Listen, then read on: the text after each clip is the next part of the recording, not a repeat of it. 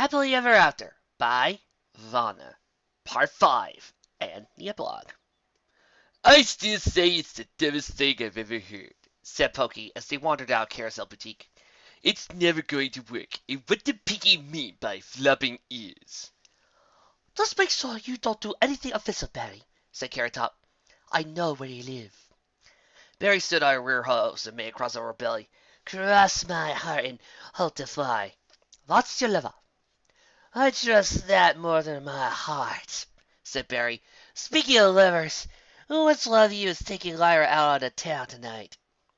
Carrot Top and Pokey looked at each other for a moment before turning back to Barry. You can't seriously be suggesting a bachelorette party, said Pokey. That's just inviting disaster. I just want to go a day without being punched by mares, attacked by raccoons, or Luna knows what else. Pokey turned to walk away, with his head held high in a haughty huff. I will be a slapstick punchline no longer. Pokey turned and immediately fell into a ditch with a burst of profanity that rattled the nearby windows.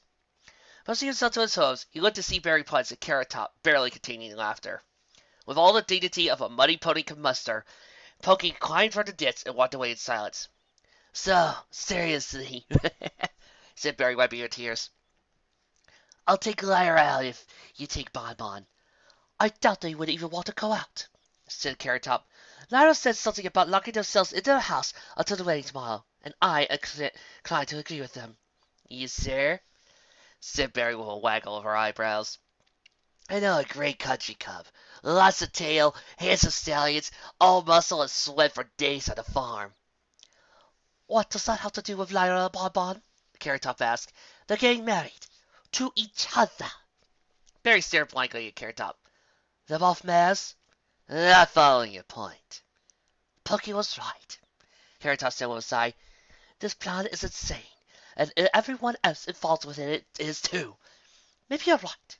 I could use a drink after all. Now you're speaking my language, said Barry. I'm sure your mother won't mind looking after the girls for another hour or two. Let's go get tanked!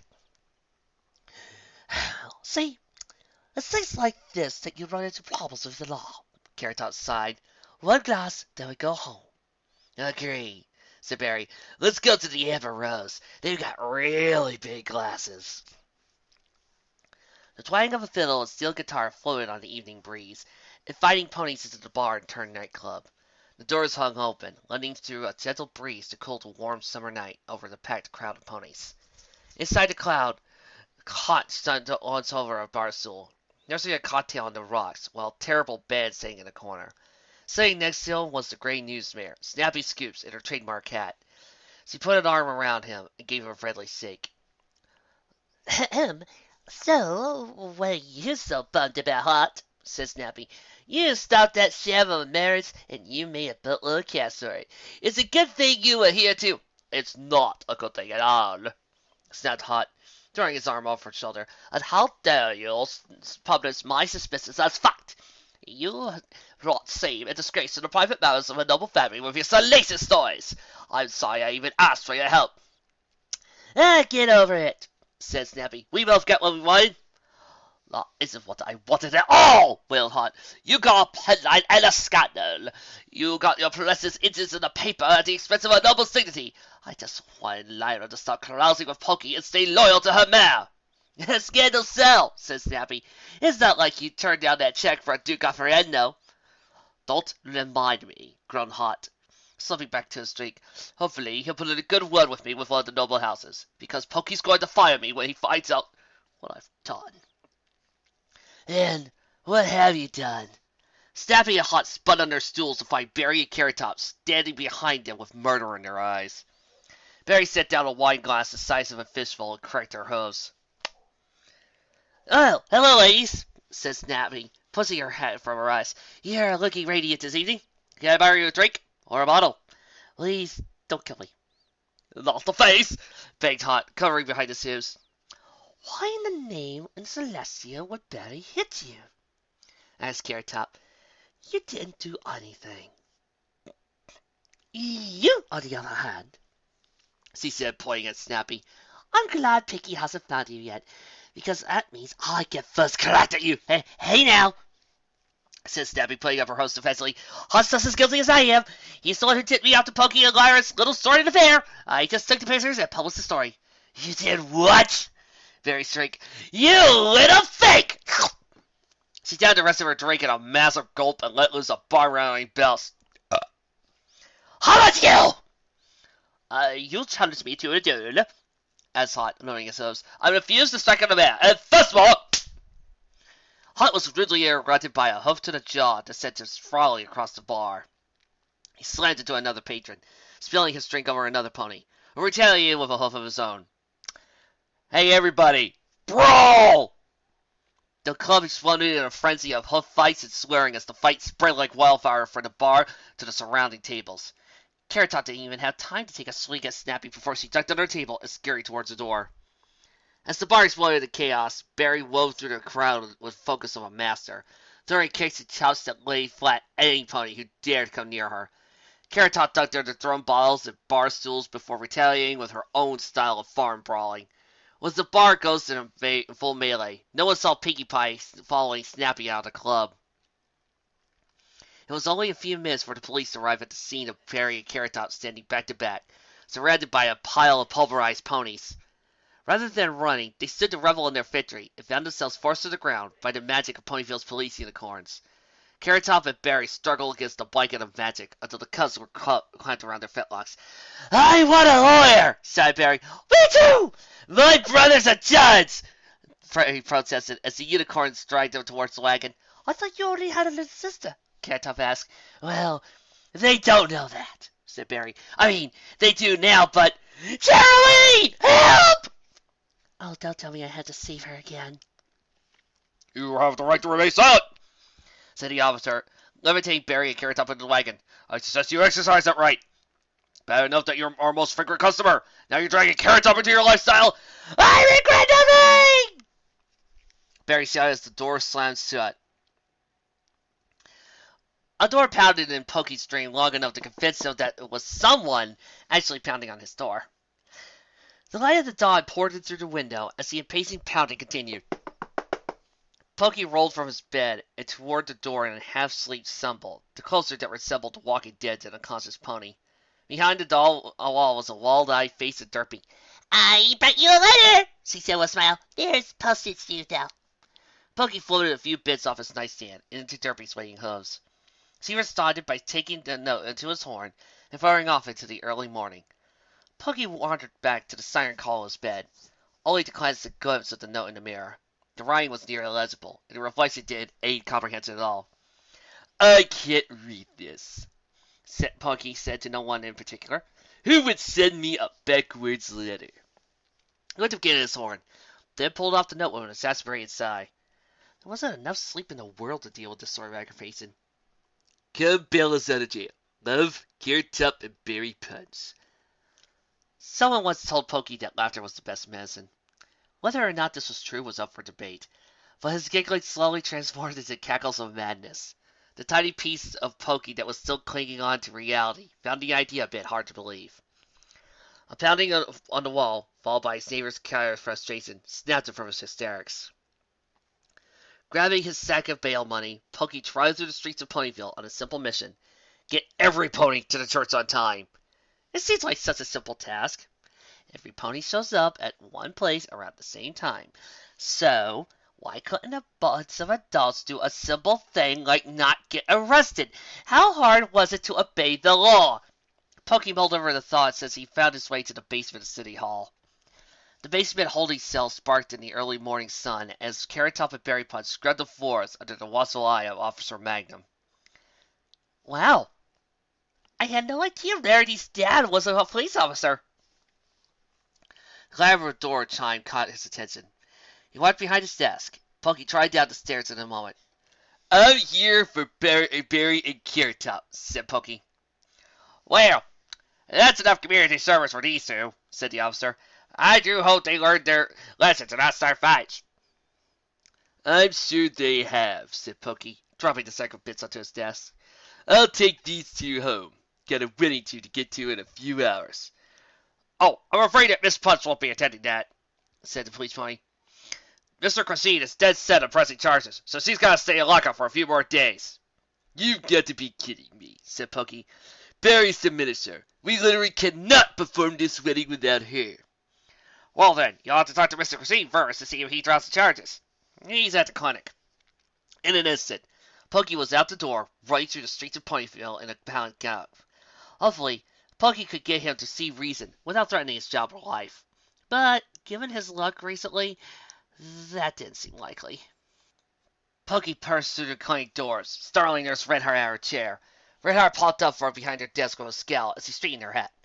What in the name of Celestia is wrong with you, bursting in here like that? She demanded. Sorry, dear, said Punkie. Where's Hot? The Pony Privacy Act prevents me from... I'll pay his bill if you tell me where he is. Equestria pays for every pony's medical care. I'll give you 10 bits. Where is he? Dentist's office, said Redheart, pointing with a hoof. Dr. Coldcase should be done putting in his teeth in back by now. Punkie tried down the hall until he came at last to an open door. A blue unicorn was busy washing her hose, while Hot stood for the dentist's chair. A nasty hoof-shaped bruise graced his cheek. Punkie approached, smiling with all the saccharine sincerity he could muster. Hot, my good pony, said Punkie. I heard about your run-in with Barry last night. Terrible thing, really. Say, when was the last time you got a raise? I'm not dropping the charges, said Hot, and I quit. I refuse to work with you, you philandering rep. Why, if I had just got my teeth repaired, I'd challenge you to a duel for Bonbon's honor. Punkie blinked in confusion as he tried to understand what the heck Hot was trying to say. He pointed a hoof to Hot to accuse him of something, but no words came to his mind. Instead, he stood there for a moment shaking his head. What in the name of Luna are you talking about? Said Punkie. Don't act like you don't know, said Hot. You and Lyra carry on in the kitchen like that. She is a noble, sir! How dare you get between her and Bonbon? If I were a few years younger, I'd give you a sound thrusting you'd never forget. Hey, okay, Scouty, take your lover's quarrel outside. I don't need you two breaking my equipment. Sorry, Dr. Colgate, said Punkie. Punkie grabbed Hot and dragged him into the hallway. Hot, oh, are you out of your bucking mind? Said Punkie. What would you give the idea that Lyra and I were at I am? You couldn't keep your own hose off of her when she came into the front of the lane the other day, said Hot. And I seen how you looked at her. It's the same way you give all the males that you're interested in. Miss Pie, Miss Daisy, Miss Think real hard before finishing that sentence. Punkie snapped. Lyra's my friend. She's been my friend for a long time, and the only thing I want for her is to get married to Bonbon. Today, at the same time she put on all of her invitations. I may be dedicated to lost causes, but do you really think I would have been driving myself up a wall for the past few months if I didn't want them to get married? Mr. Cuisine, said Colgate, popping up from the office. I have instructions once you're done fighting. Don't get punched in the mouth. Oh, thank you, Doctor, said Hot. He turned back to Punkie and jabbed him with a hoof. Look, I'll drop the charges so the wedding can commence. But if I see you anywhere near Lyra, I will have them married along so fast you can make your head spin. What kind of threat is that? Asked Punkie.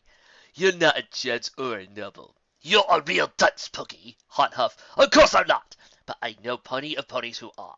Who do you think has been sending information to Duke Afrianzo? Punkie stood dumbfounded for a moment, trying to piece together what Hot just told him. You did what?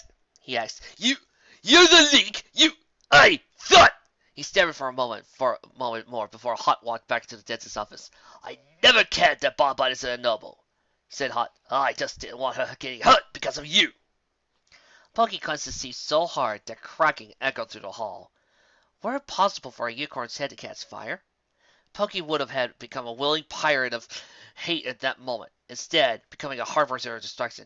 Punkie only turned and walked out of the building as if he were a marionette. Then he got outside, walked toward the Everfree Forest, where he could adequately express his feelings on the matter. 10 minutes later, the loudest and longest string of swearing ever heard in Ponyville echoed from the woods and into the town like some sort of profane church bell of hatred. Because of the reins of paperwork involved, it was almost noon before Carrot Top and Berry Punch were released from the Ponyville Police Department. Punkie had long since gone off to prepare food for the reception, while the other ponies waited in awkward conversation for the Mayor of Honor and the Minister to arrive. Octavia's ensemble played a few pieces as the minutes until the wedding ticked away with no sign of the two. The gathered crowd of 100 ponies turned to face the opening doors as two mayors burst into the chapel. From the sea of faces came a few whispers and murmurs of relief as the two walked toward the front of the chapel. A pair of fillies trotted up to them as they walked towards the pews. "Mom!" said the pink unicorn filly. "You're late! Everybody's been looking for you. Where have you been?" "Oh, we spent the night with Uncle Magnum," said Barry. "Another night in the drunk tank, Mama?" sighed Barry. "And you dragged Miss Carrot Top along, too." "Hi, it was a bar fight and we won," said Carrot Top. "Are you and Na ready to be flower girls?" "Ready," said the flower filly. "Mom's really mad at you, by the way." "Still get over it." "All right, you two get your flowers. We'll see you in a bit." Barry and Carrot Top trotted away from the fillies and through the aisles of waiting ponies. Despite the effort of the nobles, it seems like every pony in town was here. Doctors, lawyers, bankers, and farmers all stood shoulder to shoulder with smiles as they waited for the happy couple to walk up the aisle. Carrot Top and Barry ducked into the back room of the chapel, where Rarity stood waiting for them. She dropped the tape measure on the desk and stamped a hoof. "Where have you been?" Rarity demanded. "The girls have been waiting forever for you." "My problem with getting arrested," said Barry, digging through the desk for her collar. "What do you mean, arrested?" asked Rarity. "Why?" "Don't worry," said Barry. She pushed back her mane to stamp on her courtesy collar. "We're good to go." "All this aggravation and lunacy would be all worth it if this day goes just as planned," said Carrot Top as she pulled on her dress. "Let's do this thing." "Well, I do hope it goes all as planned," said Rarity. "Speaking of which, have either of you seen Pinkie Pie? I haven't talked to her since yesterday." "I haven't seen her either," said Barry. "I'm sure she's doing last-minute preparations. Don't worry about her. If everybody's ready, I'll go strike up the band." Barry walked up to the stairs into the chapel, where the noon sun illuminated the faces of the ponies gathered to see Lyra and Bonbon join at last. Barry nodded to Octavia, and the ensemble of ponies filled the chapel with the sound of music. The soft, dulcet tones of the piano and cello mingled into the air above the crowd as the two fillies started their slow procession up the aisle. As they laid the sea of rose petals at the host of the unicorn behind them, every eye turned to stare in amazement at the veiled bride. The dress was nothing short of spectacular. Gossamer laces, thread, and beadwork covered her from head to tail in the purest of white, finishing in hooped ruffles that fell around her leg in a cascade of lace. Only a teal horn and a striped mane hung above the thick veil. But as beautiful as she was, the crowd could only gasp as the second bride entered the charts. She too concealed her face behind a thick veil, though all eyes were on her dress. The dress fell in pools of satin around her hips and flanks, covered her legs to the ground.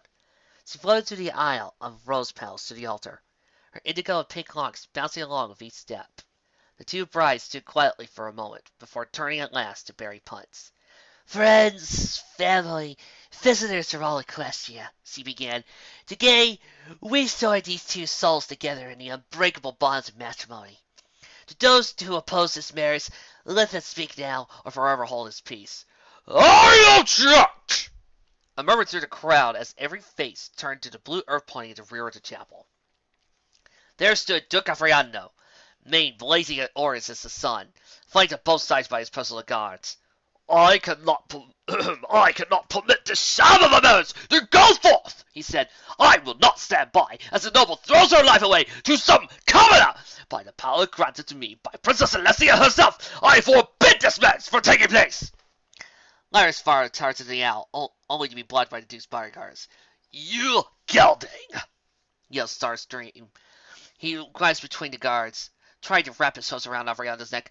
"How dare you ruin my daughter's wedding? I should have known you were behind this, you lying coward!" "You forget yourself, as your daughter does," snapped Duke Avriano. "I am your duke, but you are a baron. I have the authority to cancel this marriage here and now, and I shall do so." "Well, there's nothing I can do about that," chimed in Barry. "Sorry, kids. Looks like you ain't getting married after all." "What?" Snapman the strawberry line. "After all that hard work? After everything, you're not just going to marry them?" "Isn't that what the Duke just said?" asked Barry. "Sorry. Rules are rules. I will not marry these two, and Celestia helps anyone who does." "Just like that?" asked Cipriano. I'm not going to have you channel anything. But this is my job, said Barry. But I'm not going to lose it over these two. Oh, well, the Duke paused, clearly at a loss for words. Well, that was easier than I thought it would be. Leave you to continue to reap the benefits of the numbers, I suppose. Guards, come with me. The chapel erupted in outrage as the Duke marched out the door. Barry stood at the other, quietly waiting for the mob to allow the Duke out. As the door slammed behind the Duke, the two guards breathed a sigh of relief.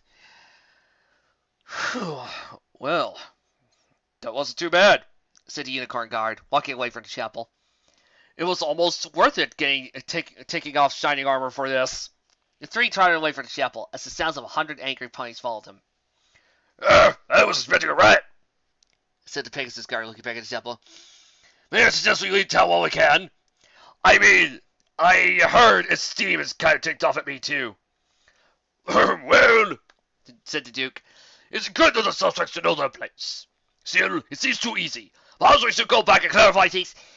Hi, Mr. Duke, cheered the voice behind the trio.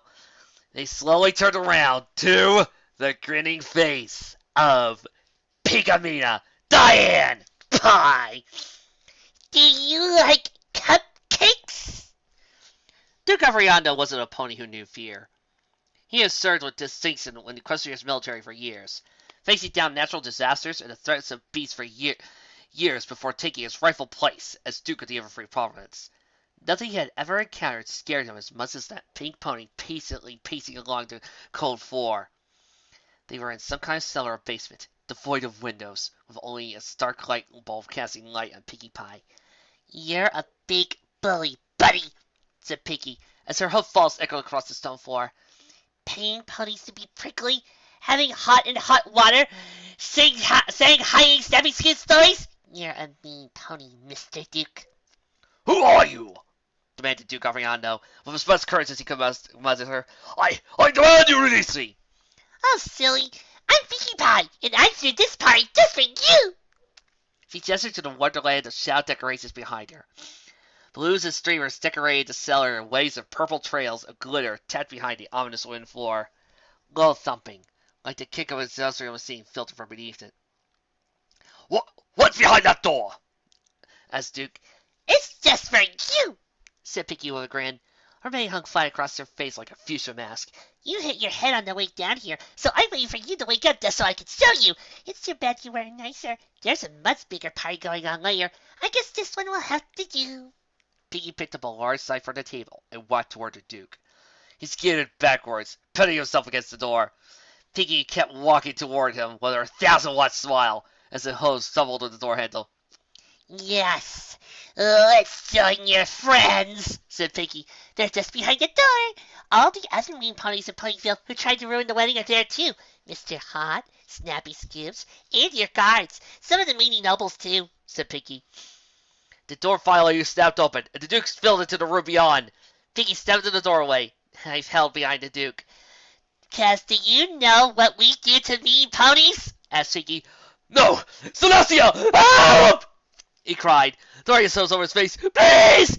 We throw them! She bumped the knife into an ornate cake. Duke Ariando looked around between his legs to the glowing room filled with nobles, enjoying the thumping music and a wide variety of desserts. The two guards danced along with the music as Pinkie passed out cake to her guests. Duke Ariando stunned for the moment and snapping a hot approach. Hey, Duke! Glad you could join us. Have some cake. But what? Yeah, Pinkie's pies really are the best, but I won't worry about it, said Hot. This pie is throwing a private party for the nobles. It appears she thought the nobility was jealous for not getting an invite. That's not what this is all about, said the Duke. It's about traditions and bloodlines. It's dignity. Oh, I forgot your party hat, said Pinkie, snapping a paper coat on his head. Have some pie. Duke Ariando hung his head at the feet and took a slice of pie. Pinkie, there are some things where you're all that is right in the world. I love you, girl. And I love you too. Here, have a cake. Thanks, Pinkie. Well, part of the video. The crowd had simmered to a dull mumbling of outrage as the two brides stood at the altar. Barry flipped her nose back to the beginning and stretched out her hose in the on. Well, sorry I didn't marry you two, said Barry. I'm not, said Pokey, taking out the veil. His horns mane had been powdered a light teal. With a little help from the great powerful Trixie, of course. Of course, Trixie. Sorry, Carrot Top, you're not really my type. Carrot Top took off her veil and shook out her dyed mane. Pinkie, Said Carrot Top. this is such a wonderful dress. Now, let's get this wedding started for real. Said Pokey, and Carrot Top stood to the side, turned to the back of the chapel. The band looked at each other with a shrug before starting from the top. The soft tones of the cello and piano were accompanied by the procession of spring flowers from the flower fillies as they waltzed up the aisle. Following to them was Lyra, dolled up in a white linen toga. Across her neck was a gold band adorned with a small wrapped candy, a perfect depiction of Bonbon's cutie mark. Golden shoes that adorned her hose accented the white linen of her dress as it trailed behind her. The guests could only stare as he walked down the aisle. May pulled back in a golden beret of a lyre. As Lyra arrived at the altar, she bowed to Pokey, still in his dress. Pokey bowed back and turned back to watch as Bonbon entered the chapel. A great bustle of pink and indigo trailed over her shoulders and into a flowing train behind her as she walked to the aisle. Gracing her ear was a small earring in the shape of a lyre. She paused at the altar to marvel at what her friends had accomplished, and tears of joy began to gather in the corners of her eyes as she turned back to Barry Punch. See before you the joy in the hearts of those two that will not be defeated by this world, said Barry. Through the times and trials of the past few months, Lyra and Bonbon have endured what no pony should be expected to suffer through. Hate, jealousy, and dishonesty over the world around them has shaken them. But their love has remained firm. Let the light of that love be a blessing to you all. Barry took a step back to let her words linger in the crowd. Quiet reflection of the moment almost brought a tear to her eye. There would be plenty of time for happiness later. Right now, there was only the wedding. They prepared their vows, said Barry at last. Bonbon nodded, cleared his throat. I knew from the day I first met you, you were the one for me, said Bonbon. All those years ago, when we were just playing for silly fillies, playing without a care in the world, along the streets of Ponyville, I couldn't think about how much I wanted to be your friend forever. I remember our first kiss when we were just little girls. We didn't think it meant anything then, and you moved away soon after. I knew I'd never forget you, but I wondered how you would remember me. Years later, you came back to Ponyville. Whether you were looking for me, work, or something else, you came back and found me. She wiped away a tear. I thought you wouldn't remember me, but you gave me that same kiss when I saw you again. It wasn't the instant kiss of a filly this time. It was a reminder that you and I were meant for each other. It was a kiss that brought me back to you forever. You said it the other day we made our vows yet, but I knew from the beginning I would love you forever. In sickness and in health, for rich or for poor, till this world ends and the end of the next. I'll love you forever, and I'll always be by your side. The crowd applauded with a stomping of hooves as the two mares stared longingly into each other. As the sounds of hundreds of pairs of hooves dwindled into silence, Lyra's lyre floated down to her wedding hose. The strings of the instrument filled the chapel with a haunting tune as Lyra's voice carried over the crowd of ponies. I once had a dream that everything in the world I could ever want, money, fame, power, a castle in the sky. But when I searched for my castle and found out you weren't in it, I realized it wasn't a dream, but a nightmare in it. Instead, that's what life is without you. Never-ending nightmare. A part of me wants nothing more than to take you away from here to live the quiet and the luxury of the nobility, so nothing can ever come between us again. But if the past few months have taught me anything, it's that love is like music. Neither can be seen, but they can both be felt. They follow you no matter where you go, and the melodies can't be broken, no matter how hard you try. It's hard work to get it perfect, but when you get it right, it brightens the world around everyone it touches. Even if I were to never play another note, the music of you would always lead right back home. The music faded as Lyra set down her instrument. You are my music, Bonbon. The crowd behind sat in silence as Barry stepped to the altar. Lyra Heartstrings, do you take Bonbon to be your wife? I do. Bonbon, do you take Lyra to be your wife? I do. Then the power vested in me by Equestria, I now pretend to you man, wife, and wife. What our goddess has put together, let no pony tear asunder. She smiled at the couple. You may kiss the bride. Lyra stood on her back close and swept Bonbon into her arms. The crowd behind them erupted in applause, as well as this reader, as Lyra and Bonbon shared their first kiss as a married couple. Through the noise and cheering, everything faded around the couple. Even surrounded by family and friends, the two mares were alone in the moment. Whatever hardships and nightmares they endured were over now, as they started a brand new life as one. Lyra broke their kiss only for a moment to whisper to Bonbon, "And we lived happily ever after." Okay, I think there's only one way to sell this, right, Raindrops? Right. And that would be... Where are they now in style Crimson's? Hit it! True to their promises to each other, Lyra and Bonbon did live happily ever after. They both realized that marriage and love were hard work with tremendous rewards. Things may not have always been perfect, but their dedication to happiness and each other kept them joyous all their lives. It wasn't long before they added to their family and brought a new generation of happiness into Equestria. Mary Putz continued as a part-time minister to supplement her janitorial salary. She found her summers filled with couples flocking to Ponyville for quick marriage without the hassle of prying eyes or tutting parents. Carrot found herself in the role of adopted aunt after Lyra and Bonbon's first foal. As Ponyville's economy continued to grow, so did the demand for her carrots. Soon, her farm was supplying ponies from Philadelphia to Manhattan with all the carrots they could need. Pinkie eventually left Ponyville after being drafted for a quest by the princess. See, he still visits occasionally for Pinkie's parties and Bonbon's confections. Duke Ariando finally gave up his quest to keep the noble ladies pure when he learned that his own family had descended from common stock. He eventually learned an important lesson of love and tolerance when he met his distant relatives, a simple family of rock farmers from Bridalburg, and he gave Maud a giant hug. Hunt found another job in Ponyville after he quit the Blues Cafe. He never followed through with his threat, and to this day, he still hides it every time he sees Lyra and Bonbon for fear of reprisal. Despite her blatant lack of journalistic integrity, Savage Screws continued publishing stories in the Ponyville tabloids. Her little brother, Featherweight, has continued on her long legacy. She eventually won a Pulitzer Prize for her article about Fluttershy's chickens. Pyle and Barbell brought a farm outside of Philadelphia and adopted 6 foals. They now raise pumpkins, and despite the odd circumstances surrounding the relationship, they too lived happily ever after. Rarity's dresses continued to be supplied all around, and she eventually made another wedding dress for the Princess of Love, Cadence. But that is another story. Trixie Lulamoon is currently very upset that she did not get a role in this entire fanfic. Raindrops is still an awesome weather mare. Rainbow Dash is still the most awesome Pegasus in all of Equestria. Fluttershy's Chickens won first prize at the Cutest Chicken Award. Tiny Sparkle was curious as to why we put her into this selection. Owljack is still an awesome pony. And Pinkie continues to be Pinkie. The end. And thanks to everybody for listening as we brought this two couple together. And if you follow me, well, you have a review.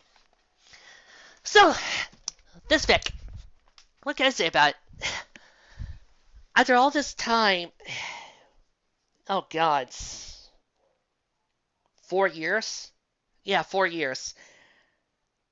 I still love it. It's definitely been 4 years. Because I didn't even have a fanfiction account when I first read this. I didn't even have my first story up when I read this. But I stuck through it, watched for updates, and I read through it all. And here I am again, 4 years later, reading this, and it's still a fun fic. I'm not gonna lie and say that, oh, this is the best romantic fic I've ever read, or the best romance comedy. No. That, of course, would be Sweet Taste of Cake. And it wouldn't be some of the better romantic fics I've read, because I know by now I've read a whole lot more that are even better. A lot of them involving Flutterdash. But this fic is important to me for 2 reasons, and I think I'll discuss them at the end. But first, about the meat of the story itself. I kind of really loved Pokey in this. He was just plain awesome. Being dramatic and cool while having his own bouts of silliness and randomness. I also love Lyra and Bonbon. we already came in right at the moment where we see that they are a good couple. And we do see that, yes, they get into silly arguments that really sometimes happens. At the same time, we see that they quickly make up, that they're there for each other and support each other in their own ways. Whether it be Bon trying to protect Lyra's rep, or Lyra assisting Bon by earning money or doing her own task. We see them cuddle, we see them bond, we see moments with each other that shows why they're a couple. But I think there's more to this fic than that. This is not just a, oh, look at Lyra and Bon, they're so sweet on each other. Although this fic is probably the reason why I'm a Lyra and Bon shipper. No, it's more than that. It's a Ponyville story. As in, this is a story involving mostly Ponyville, other than the elements of generosity and laughter.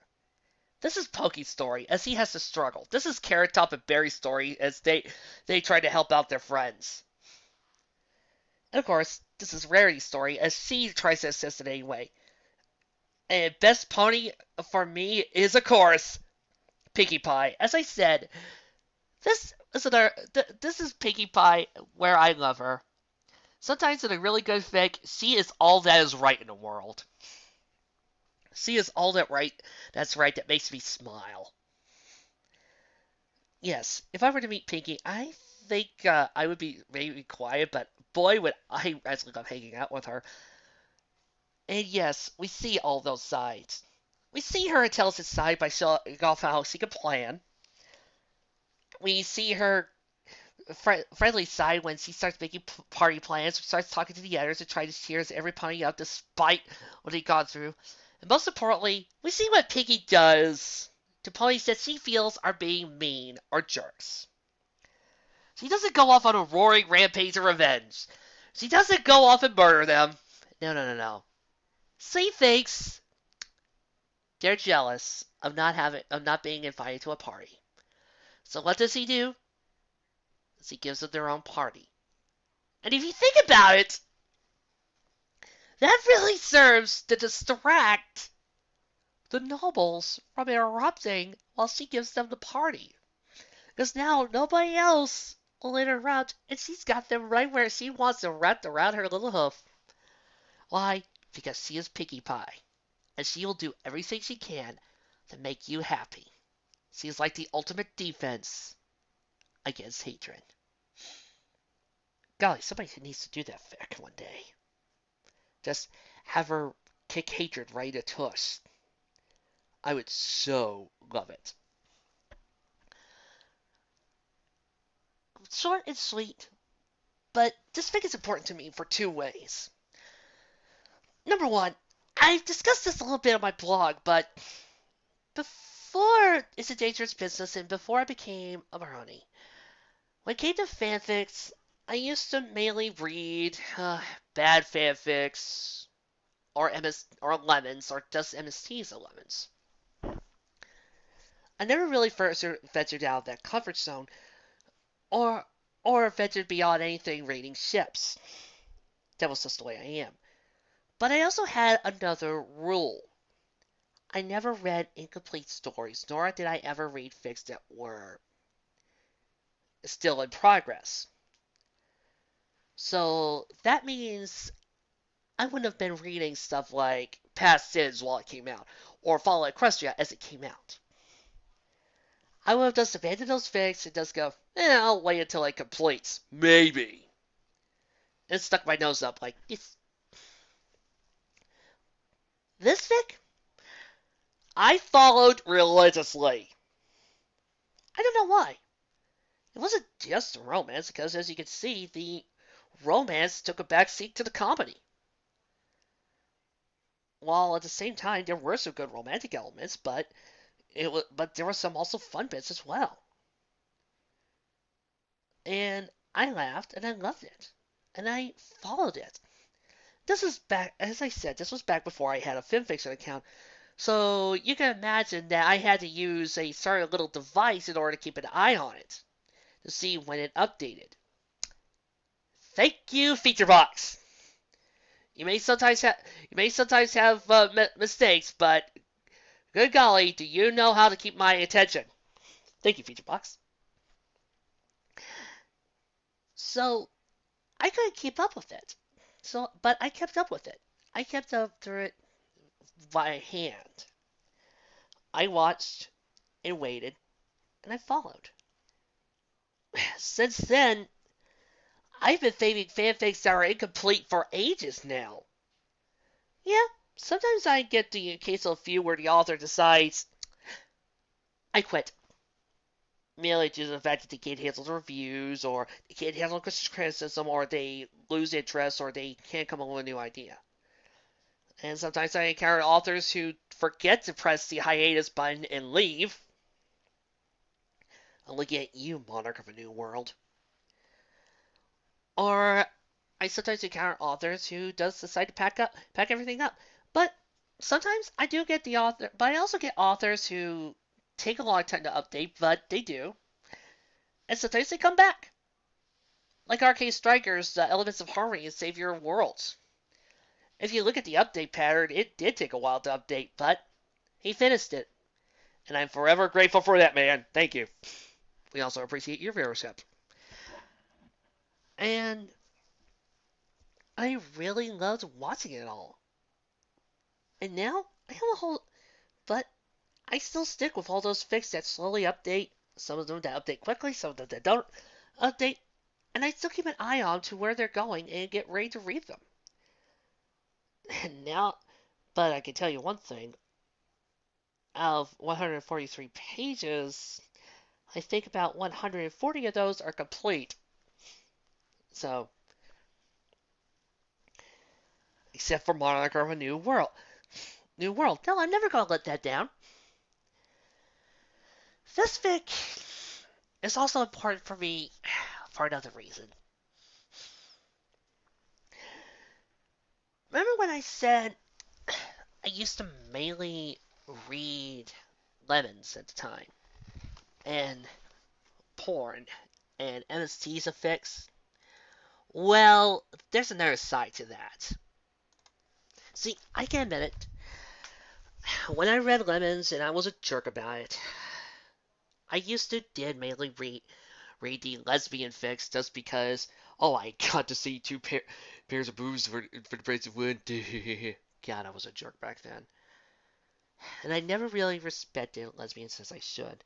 Heck, I think I only really approved of Mishiro and Haruka's relationship because that was the original, and you know me, I prefer the original Japanese dub and the original Japanese sub to a lot of bad dubs, especially when it came to Sailor Moon, especially before Funimation got its act together when it came to DBZ. So yeah, I can admit that. And for the longest time, that's what I did. But then this fic came along and treated lesbianism and the lesbian relationship between these two wonderful mares as normal. And I saw that, yeah, it could be as well done and work just as well as any other relationship. It didn't have to be focused on sex. It didn't even have to need sex at all. It could just be about two mares or two women loving each other. And because of that, and a little bit because of romance reports, that I began to really start to enjoy all the Yuri ships. And it helped me to remember that a Yuri ship can be just like a good ship.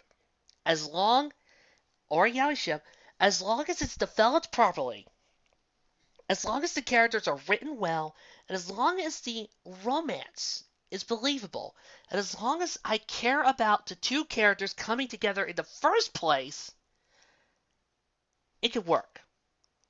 Whether it be Luffy and Zoro, Ed and Roy, Sokka and Zuko, as long as the romance is written well, as long as it's written believably, and as long as the characters are written in character, or even given character, and as long as the relationship is developed to its best, and you are ended up rooting for the characters, then it works.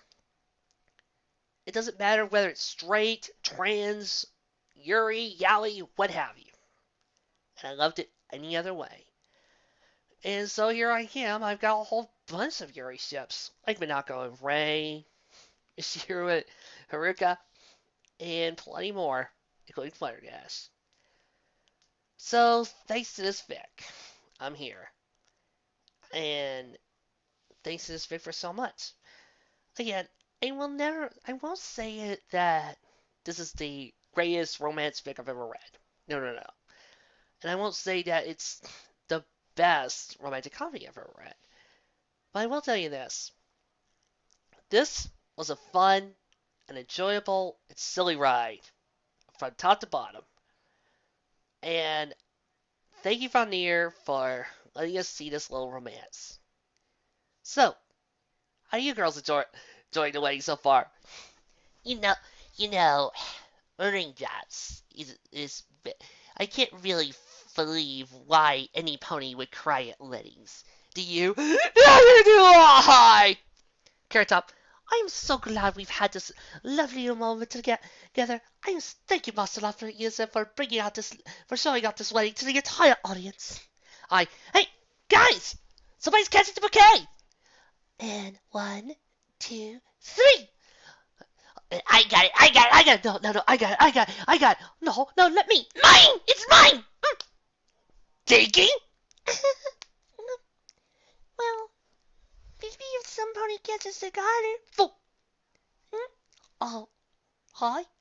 Oh, hi, Puck. Oh, hi, Biscuit. Want to go in a choice of puns, yes. Oh, my little muffins got her first crush. I'm so proud of her. And I hope they have a happy ending between Lyra and Bonbon. Well, since this was a holiday, since this was a Valentine special, I've got no preview. Just see you guys next time.